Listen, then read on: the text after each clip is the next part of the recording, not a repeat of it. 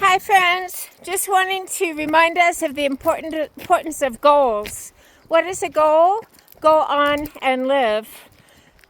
No matter our age, our situation, our circumstance, it's very important to have goals for ourselves, to have a routine.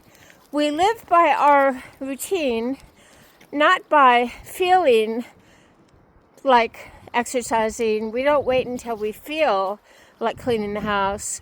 We don't wait until we feel like forgiving that person that offended us.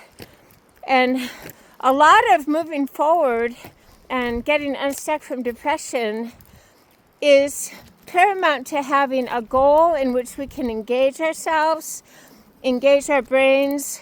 It can be as simple as finishing a book that we've been meaning to read, cleaning out that cupboard drawer, mopping the bathroom floor. We set 2 goals. I'm not going to say do 10 or 15 things today. We are realistic and we set SMART goals. What are SMART goals? Specific, measurable, attainable, realistic, and timely. So I've been kind of in a funk, feeling bad, feeling maybe sorry for myself. I found out that I have glaucoma in my other eye, and as it is, my vision is pretty impaired. I have basically 2-dimensional vision, not 3. But life is still beautiful because I choose to look at the beauty. My life is beautiful because I choose to look at the beauty, not the garbage. When I start looking at the negatives or start complaining inwardly, then I get into a real funk. So it's real important for those of us with depression to remember we are not alone. I'm not the only one with glaucoma. I'm not the only one in this world with various medical problems to deal with. We are not the only ones, and there are many who have it worse. There are many who have it easier, and we say, so what? So what? I will still live well, and we move forward. By having a goal, we can disengage our brain from the negative cycle, like a bicycle gear. We can disengage our thought process, and then we re-engage because we are thinking about what we are doing. We are engaged. It could be, again, finishing a crossword puzzle that we find challenging. It could be writing that letter and getting it in the mail.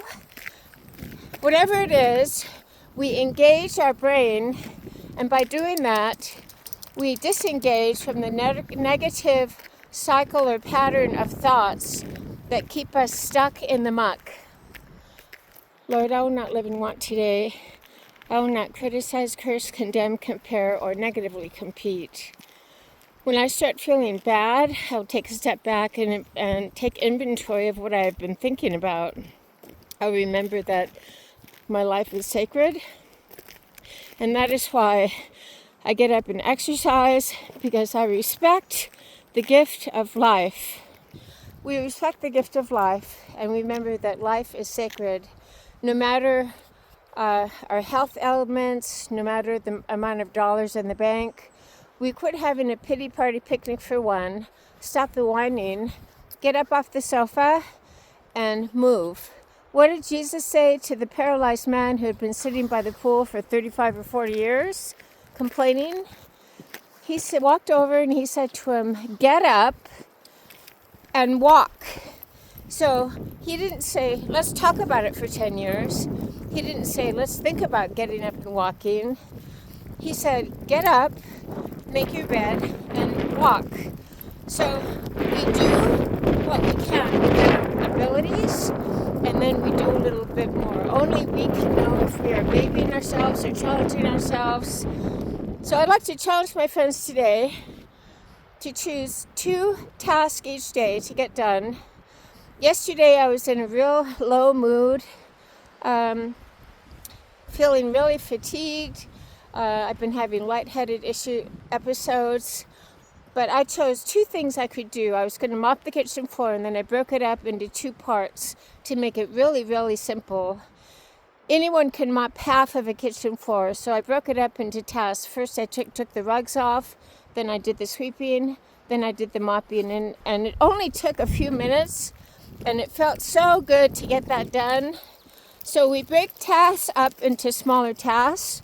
We just start moving. Once we engage our brain, then we realize that we have disengaged from the negative pattern and cycle of thinking that is so often so counterproductive to our joy. And also, learning is a very, very wonderful way to engage our brain, to get unstuck from unhealthy patterns. I'm already studying for my 2026 mandated recert of my personal trainer certification. So it'll be 12 years next April 2026 as a certified personal trainer. Every 2 years I have to complete 12 continuing education credits, and I have to get 100%. So I've already selected what I want to do. That's number one. Number two, I'm studying Icelandic, and that engages my brain. We do something we enjoy. We engage our brains to disengage from the negative cycles or habits or patterns that we have enmeshed ourselves in. So living fit with Laura on this beautiful day, we keep our eyes focused on the sun.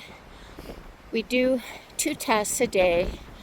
We engage our mind on something new, and we will find relief from the old habits and patterns of thought that keep us depressed and down and discouraged.